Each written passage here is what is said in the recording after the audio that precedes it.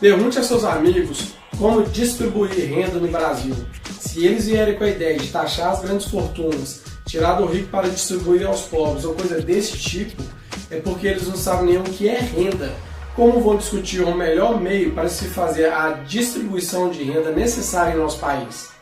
Renda é uma máquina de cortar cabelo, carrinho de cachorro quente, um imóvel alugado, investimentos, emprego, trabalho em geral, que gera lucro constante. E não só o lucro que alguns partidos políticos distorcem para arrancar dinheiro da sociedade.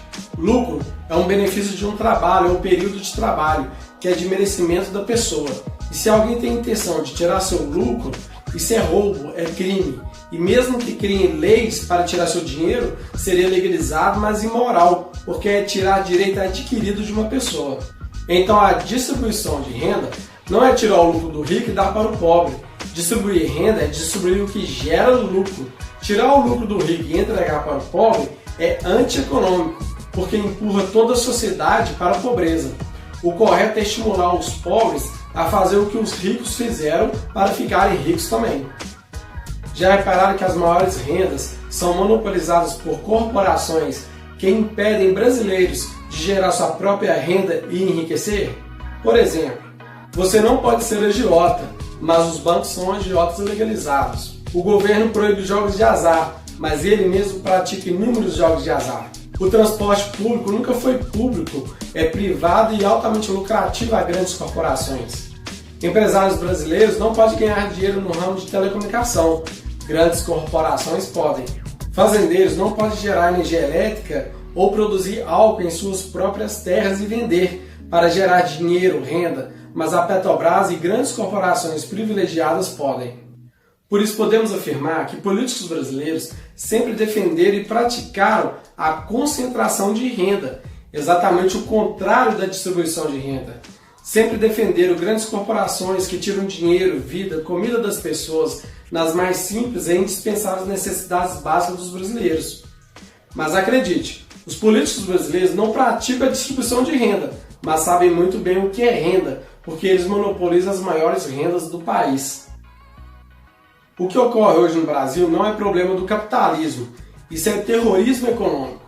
O capitalismo gera lucro com responsabilidade social, como nos países ricos, mas o terrorismo econômico visa lucro desrespeitando o ser humano e a natureza, que é desprezível e deve ser combatido. Por isso é muito importante discutir o que é distribuição de renda, porque muitos brasileiros estão sendo manipulados e apoiando a concentração de renda sem perceberem, indo na contramão da evolução econômica. Temos que deixar os ricos ricos e estimular os pobres a ficarem ricos também.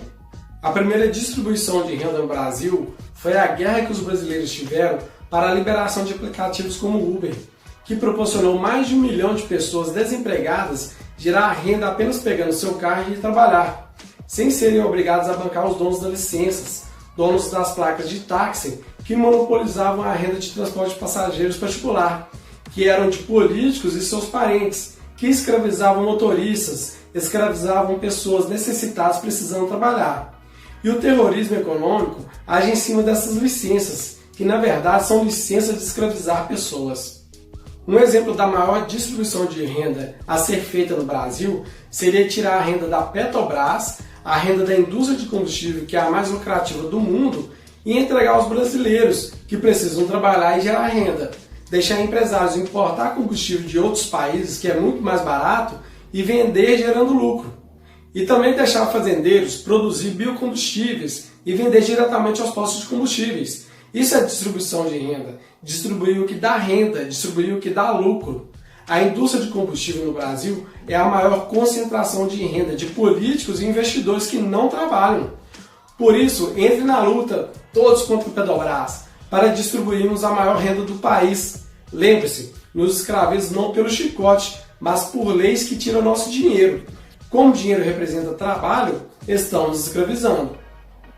E outra, se o povo exigir o referendo para o fechamento da Petrobras e políticos não acatarem, é porque você não vive em uma democracia. Você vive em uma ditadura disfarçada de democracia e os políticos não estão te representando.